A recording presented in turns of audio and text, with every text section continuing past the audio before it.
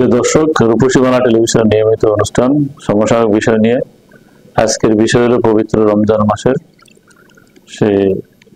রমজান মাসের নিত্যপূর্ণ দাম নিয়ে, যে কি কারণে ব্যবসায়ীরা এই রমজান মাস আসলে বেশিরভাগ পণ্যের দামই তারা বৃদ্ধি করে দেন এবং সেগুলি তারা বেশি মুনাফা করে বিক্রি করেন। সেই বিষয় নিয়ে আজকে আমাদের মাঝে উপস্থিত আছেন মাওলানা মাসুদুর রহমান বিক্রমপুরী, একজন আলোচক। আপনি কেমন আছেন? আলহামদুলিল্লাহ ভালো আছি। আপনি ভালো আছেন তো? জি আছি। আশা করি রূপসী বাংলার দর্শক সবাই ভালো আছে ইনশাআল্লাহ। তো আজকে রমজানের দ্বিতীয় রমজান নাকি? জি। তো দ্বিতীয় রমজানের আমরা সাধারণত এই অন্যান্য দিন থেকে রমজান মাস আসলে দেখি যে সাধারণত ব্যবসায়ীরা বেশিরভাগ জিনিসের দাম তারা বৃদ্ধি করে দেন, মানে বেশি মুনাফার আশায় বেশি মুনাফাই করেন সাধারণত। যেমন যেটা ছিল যেমন এই ছোলা ছিল 80 টাকা কেজি, এটা এখন 120 টাকা। তারপরে লেবু ছিল অনলি শুধু ডজন ছিল 60 টাকা, এটা এখন এক ডজন লেবুর দামই প্রায় 300 টাকা। এবং কোন কোন জায়গায় এক পিস লেবুর দাম চায় 80 টাকা। ইসলামের আলোকে এই যে বেশি মুনাফা, এটা কি আসলে জায়েজ? আলহামদুলিল্লাহ, অত্যন্ত সুন্দর প্রশ্ন করেছেন। যেহেতু পবিত্র মাহে রমজান সিয়াম সাধনার মাস, সংযমের মাস, ধৈর্যের মাস, শান্তির মাস, রহমতের মাস, বরকতের মাস, কোরআন নাজিলের মাস, মানে রমজান মাসের বৈশিষ্ট্যের বিশেষত্বের প্রশংসার অভাব নেই। আল্লাহ পাক বিভিন্ন ভাবেই কথাগুলো বলেছেন। এবং যেহেতু রহমতের মাস এবং শান্তির মাস, সেই হিসেবে এই রহমতের মাস আর শান্তির মাসকে শুধু আল্লাহর পক্ষ থেকে না, মানুষের পক্ষ থেকে মানুষ, আমরা এখানে এর অর্থ বা এটার ব্যাখ্যা বিশ্লেষণে আমরা অনেক কিছু একমুখী করে থাকি যে এটা আল্লাহ পাকের রহমতের মাস। যেটা আল্লাহ পাকের রহমতের মাস, এই রহমতটা কার উপরে? রহমত মানুষের উপরে। সাধারণত আল্লাহ পাকের যত রহমত সবকিছু মানুষকে কেন্দ্র করে, আল্লাহ পাকের এই যত সৃষ্টি সবকিছু মানুষকে কেন্দ্র করে, যত নিয়ামত সবকিছু তো মানুষ, যত নিয়ামত সবকিছু মানুষকে কেন্দ্র করে, যত জীব জন্তু আমরা যা পৃথিবীতে যাই দেখি না কেন সবকিছু কিন্তু মানুষকে কেন্দ্র করে। আর এই মানুষের প্রতি তো আল্লাহ পাকের রহমত, মানুষ শান্তিতে থাকবে। এখন এই শান্তিটা কি আল্লাহ পাক নিজে এসে মানুষকে কলকাঠি করে দিয়ে যায়, নাকি মানুষের মধ্য থেকেই আল্লাহ পাক মানুষকে শান্তি দিয়ে থাকে? এটা কিন্তু আমাদের প্রথম বুঝতে হবে। তো এই রহমতটা, যে রহমতের মাস বলতে এটাই বোঝাচ্ছি, যেহেতু এটা সংযমের মাস, এটা শান্তির মাস, এটা সহমর্মিতার মাস। তো সহমর্মিতা আর সহযোগিতা দুটো দু জিনিস। আর সহমর্মিতা কিভাবে করবেন? এই সহমর্মিতাটা প্রকাশ করবেন কিভাবে? যে আমি যে কষ্টটা অনুভব করছি, এই কষ্টটা আরেকজন যে কষ্টটা অনুভব করছে, আমিও যেন সে কষ্টটা অনুভব করি। আরেকজন যে অভাবটা অনুভব করছে, আমিও যেন সে অভাবটা অনুভব করি। আর আমি যদি সে অভাবটা অনুভব করি, তাহলে কি হবে? আরেকজনের অভাবকে আমি দূর করবো, অভাবকে মোচন করার জন্য, নিবৃত করার জন্য, শান্তি দেওয়ার চেষ্টা করবো। এখন রহমতের মাস তো মানুষের প্রতি মানুষের রহমত, এটা কোনো আসল রহমত। আল্লাহ পাক ঘোষণা করে যে রহমতের মাস সিস্টেম করে দিয়েছেন, আল্লাহ পাকের যে সিস্টেম করার সেটা আল্লাহ করে দিয়েছেন। কিন্তু এখন আমার ভিতরে আমি কি করছি, এটা হলো বিষয়। তবে এই খাদ্যের ব্যাপারে আমি বা দ্রব্য মূল্য বৃদ্ধির ব্যাপারে আমি একটা জিনিস বলবো। একটা হলো আমাদের দেশের কাঁচা মাল, আর একটা হলো শুকনো মাল, প্যাকেটজাত মাল যেটা আছে। দুটো জিনিস এখানে কিন্তু আমরা গর্ব ভাবে অনেক কিছু বলে থাকি, কিন্তু এখানে একটা ডিফারেন্স আছে। যেমন মনে করেন আপনার যে লেবু, শসা, টমেটো, এই যেগুলো আপনি দেখছেন, এগুলো কিন্তু সিজনের সাথে সম্পৃক্ত। এগুলো কিন্তু এখন সিজন শেষ হয়ে গেছে। না না, প্রতিনিয়ত কিন্তু এটা কিন্তু ব্যবসায়ীদের কারসাজি না, মানে কাঁচামালের কথাটা বলছি। এটা একেবারে রূপ, ওই দিক থেকেই এটা একটা বাজার হয়ে আসে। মানুষ তো, কৃষকরা তো লস দেয় অনেক সময়, একটা সুযোগ পেয়ে তারা কিছু লাভ করে। কিন্তু যেটা প্যাকেটজাত খাদ্য, যেটা নষ্ট হয় না, আমার এই কাঁচা মাল কিন্তু অনেক সময় দেখবেন একেবারেই কম দামে করে ফেলতে হবে, তার লস দিতে হবে তার। কিন্তু শুকনা মাল যেটা, যেরকম ছোলা, ডাল, এটা কিন্তু পেঁয়াজ, যেমন তেল, তেলের দাম এখন মানে এটা কিন্তু এমন না যে আপনার রেখে দিলে লস হয়ে যাবে, আপনার পচে যাবে, তাই না? কিন্তু এটার উপর ভিত্তি করে হলো শরীয়তের হুকুম। যে জিনিসটা পচে যায়, রাখলে নষ্ট হয়ে যায়, এটার উপর কিন্তু হুকুম না। কারণ এটা সে তো রাখতেই পারবে না, সে তো মানে সেটাকে মানে গুদামজাত করতেই পারবে না। তো যেখানে গুদামজাত করতে পারবে না, সেখানে তার দাম বৃদ্ধি করার পরিকল্পনা করাটারও সুযোগ নেই। তো এই যে শুকনো খাবার, পৃথিবীতে আমি অনেক দেশে গিয়েছি, বেশ কয়েকটা দেশে আমি গিয়েছি, এবং পেপার পত্রিকায়, মিডিয়ায় আমরা দেখেছি। সেটা হলো যে যখন রমজান মাস আসে, তখন সব জিনিসের দাম তারা কমিয়ে দেয়, একটা ছাড় দিয়ে দেয়। সারা বছর ব্যবসা করে, রমজান মাস আসলে সব জিনিসের দাম কমে যায়, বিশেষ করে মুসলিম রাষ্ট্রগুলোতে। আপনি দেখবেন ক্রিসমাস ডে বা বড়দিনে, কিন্তু বাংলাদেশে তো সেটা সেটা বলছি, ক্রিসমাস ডে, বড়দিনে দেখবেন মানে সেই ইহুদি খ্রিস্টান প্রধান দেশগুলোতে তারা ক্রিসমাস ডে উপলক্ষে বিশেষ ছাড় দিয়ে দেয়। এখন কিন্তু আমাদের দেশে, অর্থাৎ আমাদের বাংলাদেশে হলো এটা টোটালি উল্টো, একেবারেই উল্টা। মানে যেখানে মানুষকে একটু দাম কমিয়ে দিবে সেটা তো দূরের কথা, উপরন্তু তারা এটাকে আরো বহুগুণে কিভাবে বৃদ্ধি করে এখান থেকে ফায়দা লুটা যায়, এখান থেকে বিশাল আকার একটা লাভ করা যায়, মুনাফা নেওয়া যায়, এটার চিন্তা তারা পুরো 11 মাসে চিন্তা করে। এই রমজান শেষ হওয়ার সাথে সাথে বড় জোর কোরবানি ঈদ, ঈদুল আজহা শেষ হওয়ার পর থেকে ব্যবসায়ীদের মাথার ভিতরে এই পরিকল্পনা শুরু হবে, আগামী রমজানের ভিতরে আমরা কিভাবে আবার এরকম একটা আগাম একটা অকারেন্স করবো, বড় ধরনের একটা মানে মুনাফা করবে, এই চিন্তা নিয়ে তারা বছর ব্যাপী তারা বসে থাকে। এখন দেখেন, এই যে আপনি যে বললেন ছোলা, এটা তো পচনশীল জিনিস না, এটা রক্ষণশীল জিনিস। এটাকে আপনি 1 মাস, 2 মাস, 3 মাস, 6 মাস থেকে বিক্রি করলো, এটা কোনো সমস্যা নেই। এটাকে যদি আপনি হঠাৎ করে বাড়িয়ে দেন 10 টাকা, এটা অবশ্যই অন্যায় এবং অপরাধ হবে। তেল, সয়াবিন তেল, এটা রাখার জিনিস, এটা পচনশীল জিনিস নয় যে এটা 1 মাস 2 মাস থাকলে পচে যাবে, দাম কমে যাবে, সেটা এরকম নয়। এটাকে যদি আপনি দাম বৃদ্ধি করে দেন, তাহলে বোঝা যাবে এটা আপনি মস্ত বড় অপরাধ করছেন, এবং এটা একটা মানবতার বিরোধী কাজ করছে। মানে সেটা তো একদম বাজার ঘাটতে একদম পুরো তেল পাওয়া যায়, একটা অমানবিক কাজ করছেন। আমার আরেকটা জিনিস আপনি দেখবেন, গায়ে লেখা আছে 360 টাকা, কিন্তু আপনি বিক্রি করছেন 400-500 টাকা। 500 টাকা কেন এটা বিক্রি করছেন? এখন খুচরা দোকানদারদেরকে যদি জিজ্ঞেস করা হয় যে আপনি এটা দাম বেশি যাচ্ছেন কেন, তারা উত্তরে বলে যে আমরা বেশি দেখে নিয়েছি। কিন্তু আসলে কি সে বেশি দেখিনছে? হয়তো বেশি দেখিয়েছে, হয়তো বেশি দেখে ধরে নিলাম বেশি দেখিয়েছে, কিন্তু যিনি বেশি বিক্রি করলেন, যিনি পাইকারি মালটা পেয়ে, তিনি কেন বেশি বিক্রি করলেন?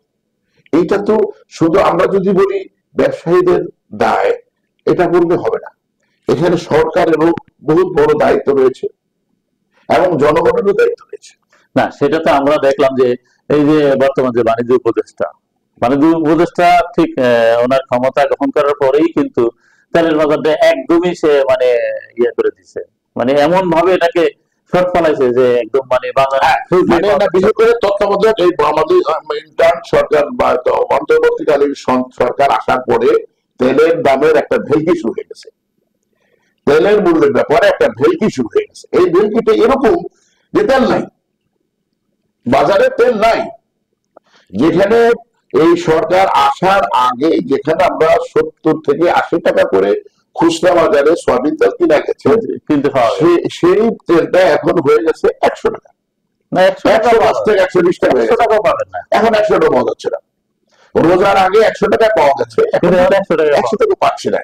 এটার জন্য কি এই সরকারের কোনো দায় কি নেই? আমি তো মনে করি এই জন্য সরকারের হলো 100% দায়।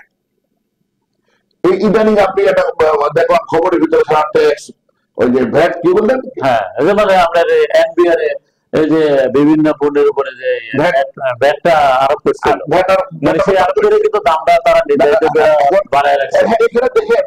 আরেকটা বাটপারি না, সেটা কিন্তু গতকালকে কিন্তু এসপিআর বললো যে তারা এটা ভ্যাট প্রত্যাহার করে। তাইলে এটা কি কাস্টমার করে, মানে যারা ব্যবহারকারী, মানে যারা এটাকে মানে এই একটা ব্যবহার করে, কিন্তু তারা তো লাভবান না। শুধু লাভবান না, এটা তো আরেকটা বাটপারি। এখানে বড় ধরনের একটা চুরি হচ্ছে, এখানে বড় ধরনের একটা অর্থের লেনদেন হচ্ছে।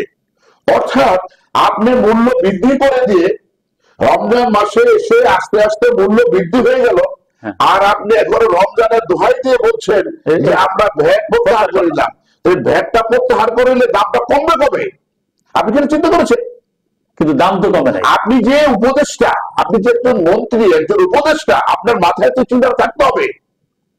এটা যদি আপনার চিন্তা না থাকে তাহলে কিভাবে দায়িত্ব পালন করবেন? আপনি অযোগ্য মানুষ, আপনাকে তো যোগ্য বলা যাবে না, আপনি অযোগ্য মানুষ। তাহলে আপনি যদি যোগ্য হতেন তাহলে আপনি 1 মাস আগে 2 মাস আগে আপনি প্রত্যাহার করে দিতেন, তাহলে রমজানে এসে মানুষ দ্রব্যমূল্য নিয়ন্ত্রণ থাকতো। কিন্তু এখন প্রত্যাহার করেছেন, তারা তো রমজানের দ্রব্যমূল্য বৃদ্ধি করে দিয়েছে, মানুষ তো কেনাকাটা শেষ, আর আপনি এখন বলছেন যে আমরা ভ্যাট না না, যারা ব্যবসায়ী কিন্তু এখান থেকে সেটা বলছেন ভ্যাট প্রত্যাহার করে দিলেন। আপনি ভ্যাট প্রত্যাহার করে দিলেন, কিন্তু ব্যবসায়ীদের কি হলো? ব্যবসায়ীদের লাভ হয়ে গেল, অতিরিক্ত মুনাফা হলো, আর কিছু ভাগ আপনারা পাইলেন। নিশ্চয়ই আপনারা কিছু ভাগ পাইছেন, কিছু ভাগ না পেলে আপনারা এটা প্রত্যাহার করেন নাই। এটা বিদ্যুতের ইতিহাস। আপনারা যদি চান আমরা দলিল প্রমাণ দিয়ে উপস্থাপন করে দেবো, অসুবিধা নেই। সুতরাং আপনার কিছু মুনাফার জন্য আর ব্যবসায়ীদের মুনাফা দাঁড়িয়ে দেওয়ার জন্য আপনি ভ্যাট প্রত্যাহার করলেন। তো জনগণের জন্য কি করলেন? জনগণের সাথে একটা বাটপাড়ি করলেন, জনগণের সাথে ফাইজলামি করলেন, জনগণের সাথে ধোঁকাবাজি করলেন। কেন করলেন? আপনার তো জনগণের সাথে ধোঁকাবাজি করে এই নিউজটা করার কোনো দরকার ছিল না যে ভ্যাট প্রত্যাহার করে জনগণকে সহযোগিতা মনে করেছে। প্রশ্নই আসে না, বরঞ্চ জনগণ আপনাদের উপরে আরো বেশি গুরুত্ব হবে, জনগণ আপনাদের উপর আরো বেশি অসন্তুষ্ট হবে। মানুষ তো এখন মনে মনে দোয়া করবে যে আল্লাহ তার উপরে লানত নাযিল করুন। হ্যাঁ, লানত তো আল্লাহ পাক ঘোষণাই করে দিয়েছে, মানুষের জন্য লানত আল্লাহ আছে। এটা বিগত দিনের ইতিহাস। আল্লাহ পাক তারা আমাদেরকে কষ্ট দিয়ে তারা লাভবান। এখন এই ব্যবসায়ীদেরকে লাভবান করা, ব্যবসায়ীদেরকে একটা সুযোগ করে দেওয়ার কারণটা কি? এটা কারণ যেটা আমাদের বুঝে আসতেছে না। কারণ ব্যবসায়ীদেরকে যদি আপনি লাভবান করে দেওয়ার ইচ্ছাই থাকে, তাদের কিন্তু দাম বাড়িয়ে বৃদ্ধি করেই দিয়েছেন। এখন কেন আবার তাদেরকে এই ভ্যাট অন্যান্য মানে ভ্যাট ট্যাক্স প্রত্যাহার করে নিয়ে আপনি তাদেরকে আরো একটা সুযোগ করে দিলেন অর্থ ইনকাম করার? কিন্তু জনগণের কাছে আসলো না, দ্রব্যমূল্য কমলো না। তাহলে আপনি এটা কি ধরনের একটা খেলা, আমাদের সাথে নাটক এই দেশের জনগণের সাথে করছেন আপনারা? এই ধরনের নাটক আপনারা বন্ধ করুন। আপনারা মনে রাখবেন, বিগত দিনের সরকারের ইতিহাস আপনাদের স্মরণ রাখা উচিত। বিগত দিনের সরকার কিভাবে গিয়েছে এবং তাদের পরিণতি কি হয়েছে আপনাদের স্মরণ রাখা উচিত। আপনারা ভাববেন না এটা যে আল্লাহ পাক রব্বুল আলামিন শুধু গত সরকারকেই, গত যারা ক্ষমতা ছিল তাদের প্রতি আল্লাহ পাক অসন্তুষ্ট ছিল, আপনাদের প্রতি আল্লাহ সন্তুষ্ট হবে না, এটা আপনার ভাবার কোনো কারণ নেই। এই ধরনের কর্মকাণ্ড যখনই করবেন, আল্লাহ পাক নিজেই বলেছে যখন নাকি তারা সঠিকভাবে কাজ করবে না তখন তাদেরকে আমিই ধরবো। জনগণের ধরা দরকার নেই, আমরা আপনাদেরকে ধরবো না, আল্লাহ পাক ধরবে, এইটাই আমাদের জন্য যথেষ্ট। সুতরাং আপনারা এখনো সাবধান হয়ে যান, এখনো জনগণ মুখী হন, ওই ব্যবসায়ী মুখী নিজের পকেট ভারী করার জন্য ব্যবসায়ীদের পকেট ভারী করেন না, বরঞ্চ নিজের ক্ষমতাকে বৃদ্ধি করার জন্য জনগণের পক্ষে আসেন, জনগণের কথা বলেন, তাহলে আপনাদের ক্ষমতা বৃদ্ধি হবে। আজকে জনগণ যদি চায় আপনারা আরো 2 বছর 4 বছর ক্ষমতা থাকতে পারবেন, যদি জনগণ যদি না চায় আপনারা 2 দিনও থাকতে পারবেন না। সুতরাং আপনারা ওই গত সরকারের মতন, সেই ফ্যাসিস্ট সরকারের মতন, বিগত আওয়ামী লীগ, বিএনপি, জাতীয় পার্টি যারা ছিল, তারা যেরকম ব্যবসায়ীদের জন্য লাভের জন্য নিজেদের পকেট ভারী করেছে আর ব্যবসায়ীদের লাভ করে দিয়েছে, জনগণেরটা দেখে নাই। এটা এই নীতি থেকে, এই নীতির নাটক থেকে আপনারা ছেড়ে এসে জনগণের পাশে দাঁড়ান। একটা জিনিস না তো, প্রতিটা জিনিস আপনি একটা ওষুধের মানে আমরা জানি প্রতিনিয়ত ওষুধটা নিয়ন্ত্রণহীন ভাবতেছে, একদম নিয়ন্ত্রণহীন ভাবে ওষুধের দাম আজকে 5 টাকা, কালকে গিয়ে 7 টাকা, না ডাবল হয়ে থাকে। বাড়ার তো লিমিট আছে, ওষুধের দামটা 2 গুণ 3 গুণ হয়ে যায়। এটা কি মানে এটা মনে হয়েছে তারা মানে এমন একটা সিন্ডিকেট করে নিছে ব্যবসায়ীরা যে একজনের সাথে কিন্তু আরেকজন কিন্তু তারা তো দেয়া যায় প্রতিনিয়ত যোগাযোগ আছে। তা তো দেখা গেছে একজন বাড়া দিচ্ছে আরেকজন ফট করে বাড়া দিচ্ছে না। এখন তো তারা বাড়ালে তো সরকার সেটাকে মেনে নিবে, কেন মেনবে? তাহলে সরকার দেশ চালাচ্ছে না তারা দেশ চালাচ্ছে? তারা যদি দেশ চালাতে অযোগ্য হয় তাহলে ছেড়ে দেবে, ব্যবসায়ীদের হাতে দিয়ে দেবে। এবং আপনি জানেন এই যে এখন ধরেন ঈদ আসছে, রমজান মাস, অনেকে নতুন কাপড় কিনবে, দেখা গেছে তাকে কাউকে সে গিফট করবে, দেখা গেছে আপনার হলো যেমন আপনার 200 টাকার একটা জিনিস সেটা এখন 1000 টাকা দাম। আর ওই তো আজকে দেখলাম ওই যে ওই ভক্ত অধিকার এবং ম্যাজিস্ট্রেট ওই গেছে 500 টাকার ছাড় 23,000 টাকা লিখে রাখছে। একে কি করা উচিত? একে তো ফায়ার স্কোয়াডে দিয়ে তার ফাঁসিতে ঝুলানো উচিত, হয় ফাঁসিতে আবার ফায়ার স্কোয়াডে গুলি করে মারা উচিত এদেরকে। এতে কোনো বিচার দরকার নেই। 500 টাকার একটা পণ্য, সেই পণ্যের উপরে স্টিকার লাগিয়ে সে 23,000 টাকা লিখে রেখেছে, 22,000 টাকা লিখে রেখেছে। আপনি কিভাবে এটাকে মেনে নিচ্ছে সরকার, এটি তো আমার বুঝে আসতেছে না। শুধু তাই নয়, 2022 সালে মেয়াদ শেষ হয়ে গেছে, সেটার উপর স্টিকার লাগিয়ে 2026 সাল বাড়ায় স্টিকার লাগিয়ে দিয়েছে কেন? ঔষধের এরপরে আরেকটা দাবি আমাদের সবসময় একটা দাবি ছিল যে ঔষধের গায়ে মূল্য লেখা থাকবে, কিন্তু ঔষধের গায়ে মূল্য লেখা থাকে না, শুধু প্যাকেটের গায়ে থাকে, শুধু প্যাকেটের গায়ে থাকে। তারপরে কি করে? প্যাকেটটা তো কেউ দেখে না। না প্যাকেটের গায়ে তারপরে কি করে? আপনার হলো এখন লেখা আছে, ধরেন আপনার একটা নাপা সিরাপ, এটা ছিল 20 টাকা, হ্যাঁ 19 টাকা 50 পয়সা, 20 টাকা, কিন্তু সেটা এখন 45 টাকা। ওটা আমরা স্টিকার লাগাই দিচ্ছে না, স্টিকার আসলে এটারে কি করছে, রুল ফ্লামিতে উঠায় এটারে 45 টাকা লেখা দিচ্ছে। এখন এই যে অবস্থা, অরাজকতা অবস্থা চলছে দেশে, এই সরকার যদি এইদিকে যদি খেয়াল না করে তাহলে তো জনগণ খুশি উঠবে।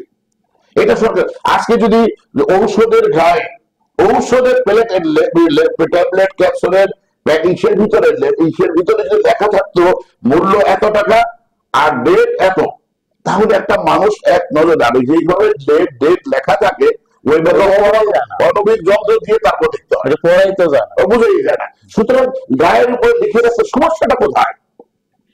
সমস্যাটা কোথায় এখানে? তাইলে সমস্যাটা আছে।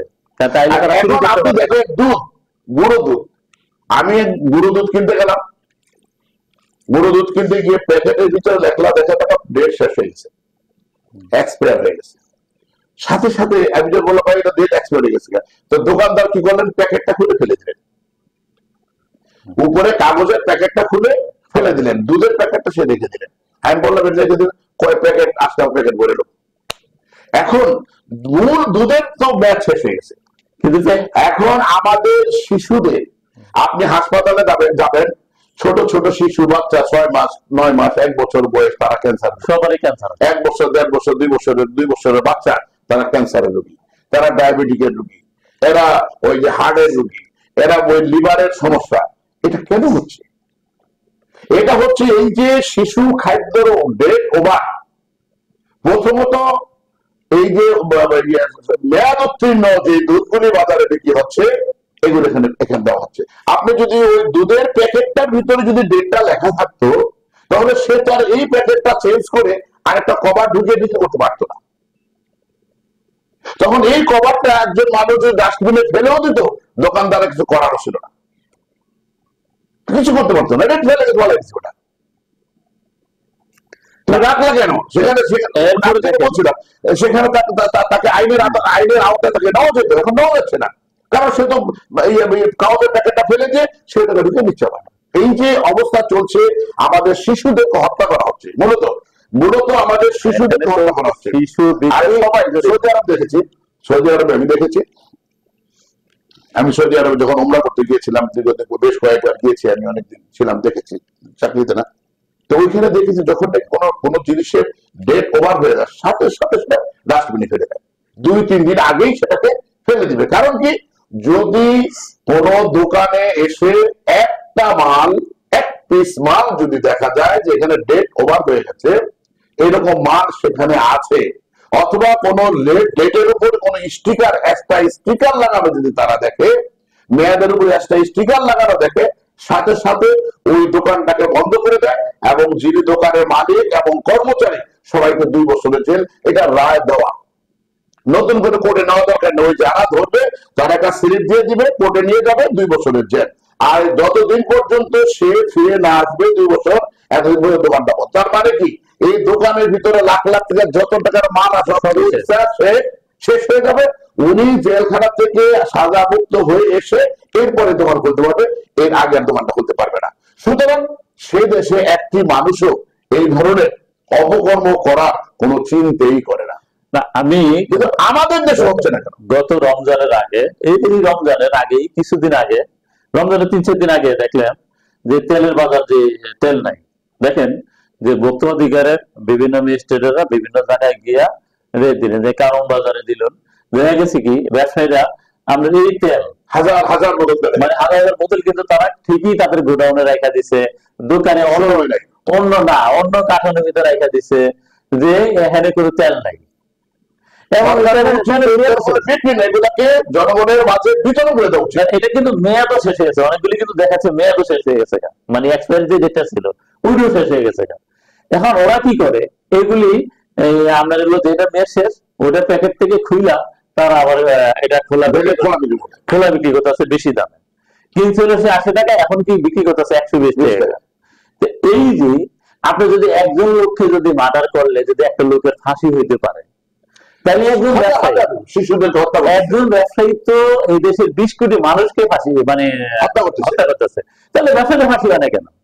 আমি তো সেটাই বললাম যে এদেরকে তো ফায়ার করে দেওয়া দরকার, কোনো কথা নেই, সাথে সাথে ওইখান থেকে গলায় দড়ি বাইরা তারপর টানে ঘেসে নিয়ে দেওয়া উচিত তাদেরকে। কেন করছেন এটা? সরকার তো দুর্বল কেন? আমাদের জনগণ তো দুর্বল না, জনগণ তো সরকারের পাশে থাকবে। তাহলে আপনি সরকারকে বলবো, স্বরাষ্ট্রমন্ত্রীকে বলবো, খাদ্যমন্ত্রী এবং যারা আছেন মাননীয় প্রধান উপদেষ্টাকে বলবো, আপনি এই ধরনের কিছু দেখান, জনগণ আপনাদেরকে আরো 5 বছর ক্ষমতা রাখবে। মানে জনগণ চায় না আমরা ক্ষমতা চলে যান, কিন্তু আপনাদের কর্মকাণ্ড আপনাদের ক্ষমতা থেকে বিতাড়িত করবে। এই যে আরেকটা বিষয়, আপনি স্বরাষ্ট্রমন্ত্রী স্বরাষ্ট্র উপদেষ্টার কথা বললেন, স্বরাষ্ট্র উপদেষ্টা একটা ইয়াতে মানে একটা সাংবাদিক সম্মেলনে উনি বলতেছে যে অমুক ওসিকে ক্লোজ করার জন্য, মানে তাকে চাকরি থেকে মানে বহিষ্কার করার জন্য, বলছে। কিন্তু দেখা গেছে এই ওসি আবার এই ওনার যে ইনফরমেশন দেয়, হ্যাঁ, উনি একজন অতিরিক্ত আইজি প্রশাসক, দেখা গেছে তাকে আবার ওই ওনাকে ক্লোজ না করে তাকে অন্য জায়গায় আবার ওসি হিসাবে তাকে বদলি করে দিচ্ছে। এখন ওনার নির্দেশটা কিছু ক্লোজ করে তো হেড অফিস সামনে দাঁড়ায় না, কিন্তু সেই উল্টে তাকে পরামর্শ দিয়ে ওরা অন্য স্থানে দিয়ে এটা আমাদের দেশে আসলে এই যে একটা মানে ক্ষমতার অপব্যবহার, আসলে দেশটা চালাইতেছে কি, এটাই তো আমাদের কাছে এখন প্রশ্ন। দেশ কি সরকার চালাইতেছে, না সেনাবাহিনী চালাইতেছে, না পুলিশ চালাইতেছে, না ব্যবসায়ীরা চালাইতেছে, না আওয়ামী লীগ বিএনপি চালাইতেছে, না জামাত ইসলাম চালাইতেছে? এই দেশটা যে কে চালাইতেছে এইটাই তো আমরা বুঝতেছি না। দেশে একটা সরকার আছে এটাই তো অনুভব করতেছি না আমরা, আমাদের কাছে এই অনুভবটাই তো নেই। আজকে আজ 7-8 মাস হয়ে গেল আমরা কোন উপদেষ্টাদেরকে দেখলাম না একটা ডিস্ট্রিক্টে সফর করতে, কোন ঢাকার বাইরে কোথাও যেতে দেখলাম না। আচ্ছা কেন দেখলাম না? কেন গেল না তারা? কেন যাচ্ছে না তারা? ঢাকা তাদের অফিস আর বাসার বাইরে, তারা ঢাকা শহরে কোথাও যায় না। কেন যায় না? তাদের ভিতরে কোনো আতঙ্ক, মানে কোনো আতঙ্ক বিরাজ করছে নাকি এই ভিতরে কোনো সমস্যা আছে? কোনো বড় নয়। তাদের তো উচিত এই যে আজকে যে কথাগুলো বিভিন্ন মিডিয়ায় বলা হচ্ছে, আমরা বলছি বা বিভিন্ন জন বলছে, তো সেই ক্ষেত্রে তো তারা সেখানে মানে সেখানে এটা মনিটর কেন করছে না তারা? না, সেটা ধরেন কিছুদিন আগে আমাদের আইন উপদেষ্টা আসিফ নজরুল বলছে যে ওনারা বিভিন্ন বিষয় নিয়ে ওনারা ব্যর্থ। এর আগে আমাদের প্রধান উপদেষ্টা কিন্তু এই নিউজ পত্রিকার সম্পাদকের একটা সাক্ষাৎকারে উনিও বলছে যে আমি অনেক কিছু জানি না। এখন এই যে এইরকম কথাবার্তিতে আইন উপদেষ্টা যদি বলে আমি ব্যর্থ, আর প্রধান উপদেষ্টা যদি বলে আমি জানি না, তাহলে এই যে একটা মানে কথাবার্তা, তাহলে আমরা কোথায় যাচ্ছি? মানে আসলে সাধারণ জনগণ কোথায় যাবে? মূল কথা হলো যে আমরা আসি যে আজকে রমজান উপলক্ষে এই যে এনবিআর মানে এনবিআর যেভাবে নাকি তাদের শুল্ক প্রত্যাহার করে নিল, এটা জনগণের সাথে একটা মস্ত বড় নাটক করেছে তারা, আমি মনে করি।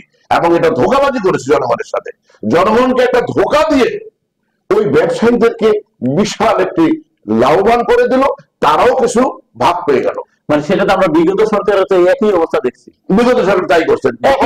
যখন নাকি মন্ত্রীকে ওই প্রশাসনকে বা ওই দপ্তরকে ওকে যখন মোটা অঙ্কের কোনো অফার দেওয়া হয়েছে, তখন তারা একটা কোথায় ঠিক আছে কমাই দিলাম, বাস এই কমাই দেওয়ার একটা অংশ তারা পাইলো, একটা অংশ তারা পেল। আজকেও ঠিক তাই ঘটেছে হয়তোবা। আমার ধারণা মতে। এখন তারাও একটা অংশ পেল, আর তারাও একটা অংশ পেল, মধ্যখানে জনগণের মানে গলাতে ঠিকই দেওয়া গেল, জনগণের গলা জমা হয়ে গেল, জনগণ ঠিকই বেশি পয়সা দিয়ে অধিক অর্থ দিয়ে তারা পণ্য কিনতেছে। তাহলে এখন আমরা যারা জনগণ মানে আসলে কিসের উপর নির্ভর করবে এখন বর্তমানে পরিস্থিতিতে? সরকার কে চালাচ্ছে আমরা সেটাই তো বুঝতেছি। আপনি দেখেন এই যে বাজারে যে কলা ফল, এখানে আমরা কলা দেখবেন যে কলাতে ফুলটাও পড়ে নেই, এই কলা কিন্তু ঠিকই পেকে গেছে। এই সময়টা তো মানে এই সময়টা সর্বসময় দেখতেছি, সর্বসময় দেখতেছি যে এই যে বললেন যে ক্যান্সার, মানে প্রতিনিয়ত মানে শিশু বৃদ্ধা সবাই যুবক সবারই কিন্তু ক্যান্সার হচ্ছে, এবং খাবারের প্রতিনিয়ত কিন্তু আমরা বিষ খাচ্ছি। সেটা কিন্তু আমরা দেখি না, আজ পর্যন্ত কিন্তু দেখলাম না যে এই সরকার ক্ষমতা আসার পরে কিন্তু কোন রকম বাজার মনিটরিং করতে। আমি তো এক কথাই বললাম, এই সরকার আসার পরে কোন উপদেষ্টারও কোথাও যায় নাই, কোন অধিদপ্তরের কোন কর্মকর্তারও কোথাও যায় নাই। অন্যান্য সময় তো অধিদপ্তরের কর্মকর্তারা বিভিন্ন জায়গায় দেখতো, মনিটর করতো, মনিটর করে তার একটা সিদ্ধান্ত নিত, একটা কিছু করার চেষ্টা করতো, তারা তাদের বাণিজ্যটা অন্তত হইতো। এখন তারা এই বাণিজ্যটা তাদের ঠিকই হচ্ছে, কিন্তু কোন মনিটর তাদের কাছ থেকে আসতেছে না। সুতরাং আজকে আমরা আলোচনা শেষ পর্যায়ে চলে যাব যে আমরা যেটা মূল কথা যেটা বলতেছিলাম, রমজান উপলক্ষে দুটো জিনিসই আমাদের কাছে মানে অত্যন্ত গুরুত্বপূর্ণ। রমজানের দ্রব্যমূল্য, অন্য দ্রব্যমূল্যের মূল্য বৃদ্ধিটাকেও মানে আমাদের কি করা উচিত, সর্বসময় আমরা তো মানে মুনাফাটা আমাদের সরকারের করা ঠিক। এই যে তারা যে ভ্যাট ট্যাক্স প্রত্যাহার করে নিল, এই প্রত্যাহার করে নিল, নেওয়ার পরে তাদেরকে তো এই কথা বলে নাই যে আপনারা দ্রব্যমূল্য কমাবেন, এই কথা বলে নাই, এই কথা তো বলা হয়, শুধু বলছে প্রত্যাহার করলাম। প্রত্যাহার করলেন, তার লাভ হয়ে গেল, কিন্তু আপনি তো দ্রব্যমূল্য কমালেন না। আপনি যদি দ্রব্যমূল্য কমাতে পারতেন তাহলে আপনার কৃতিত্ব হতো, কিন্তু আপনি জনগণের সম্পদ, পুরো জনগণের সম্পদ কিছু ব্যবসায়ীকে দিয়ে দিলেন। এই ভ্যাট ট্যাক্সটা তো জনগণের সম্পদ, আপনার জনগণের সম্পদটা ভ্যাট ট্যাক্স কিছু ব্যবসায়ীকে দিয়ে দিলেন, এটা তো আপনার কৃতিত্ব না, বরঞ্চ এটা হলো আপনার ধোঁকাবাজি। এখন তো মানুষের সাথে ধোঁকাবাজি করা। এই যে এনবিআর নিজের মতন করলো, হ্যাঁ, এটা হলো ভোক্তা যারা, আমরা যারা ভোক্তা, আমরা তো সবাই ঠিকই মানে কিন্তু আছি, এবং তাহলে এটার সাথে মানে আমরা জড়িত, মানে যারা সবাই জড়িত। আমরা তাদের ব্যর্থ দুইটা, একটা হয় তারা এই অর্থ লেনদেনের সাথে জড়িত, আর না হয় তারা প্রশাসন চালাইতে ব্যর্থ। জনগণের আসলে কি করা উচিত এখন? জনগণ আবার কি করে, জনগণ সেটা আস্তে আস্তে জনগণের ভিতরে একসময় এটার একটা প্রতিক্রিয়া সৃষ্টি হতে পারে। এই যে বিগত সরকারের মতন আবার কি এই সরকারের একই অবস্থা হবে? ওই বিগত সরকারের সময় যেরকম সরকারের বিরুদ্ধে জনগণের মানে ভিতরে একটা মানে জ্বলতে বিস্ফোরণ হচ্ছে, এটাও হতে পারে। এটা হয়তো শর্ট টাইমে হতে পারে, অসম্ভব কিছু নেই। কারণ যখন নাকি একটা সরকারকে প্রত্যাহার করার পরে, পতন ঘটানোর পরে যদি সেই কাজগুলো আবারও যদি আমাদের উপরে এসে পতিত হয়, তো নিশ্চয়ই সেটার একটা এটার বিস্ফোরণটা আরো বড় ধরনের হওয়ার সম্ভাবনা বেশি।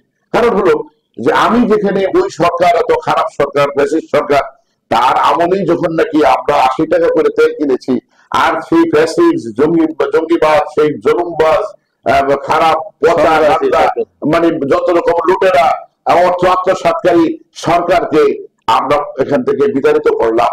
বিতাড়িত করার পরে তো পণ্যের দাম কমার কথা। এখন তো লুট নাই, এখন তো অর্থ লুটপাট হচ্ছে না, অর্থের ইনকামও তো সরকারের কমছে না। তো লুটপাট যেখানে হচ্ছে না সেখানে পণ্যের দাম বাড়বে কেন? লুটপাট যখন বন্ধ হবে তখন তো পণ্যের দাম কমার কথা। এখন সরকারের কোষাগার খালি হচ্ছে না, সরকারের কোষাগার বাড়ছে, সরকার ঠিক মতো ট্যাক্স পাচ্ছে, সরকার ঠিক মতো বৈদেশিক মুদ্রা ও রেমিটেন্স আসতেছে, সবকিছু ঠিক আছে, কিন্তু দ্রব্যমূল্যটা ঠিক নাই কেন? এই প্রশ্নটা আমি প্রধান উপদেষ্টা থেকে শুরু করে সকল উপদেষ্টা পরিষদের কাছে আমি করছি যে দ্রব্যমূল্য বৃদ্ধি কেন? আপনাদের অর্থ বৃদ্ধি পাচ্ছে, আপনাদের সুযোগ সুবিধা বৃদ্ধি পাচ্ছে, আপনাদের নতুন নতুন গাড়ি আপনারা পাচ্ছেন, আপনারা নতুন নতুন ভাবে সরকার গঠন করছেন, নতুন ভাবে আপনাদের আত্মীয় স্বজনদেরকে মানে প্রতিষ্ঠিত করছেন, তো দ্রব্যমূল্য কেন বাড়ছে? আইন শৃঙ্খলা কেন ঠিক হচ্ছে না? দ্রব্যমূল্য কেন কমছে না? আইন শৃঙ্খলা কেন ঠিক হচ্ছে না? এই দুটি প্রশ্ন আপনাদের কাছে, এই দুটি প্রশ্নের উত্তর আপনারা কি দিবেন জনগণকে? জনগণ তো এই দুটো জিনিসের কারণে অত্যন্ত মানে তাদের ভিতরে ভিতরে আবার সে পুরনো আগুন আবার জ্বলা শুরু করেছে। এই আগুনও তো 120 পরে আমরা যারা জনগণের যে আশা নিয়ে ভরসা নিয়ে আমরা একটা সরকারকে পদত্যাগ করাইলাম, কিন্তু সেই পদত্যাগের আবার যদি সেই রাস্তা যেতে হয় তাহলে আমাদের দেশটা তো ধ্বংস হয়ে যাবে। দেশটা ধ্বংসের পথে চলে গেছে না সবাই।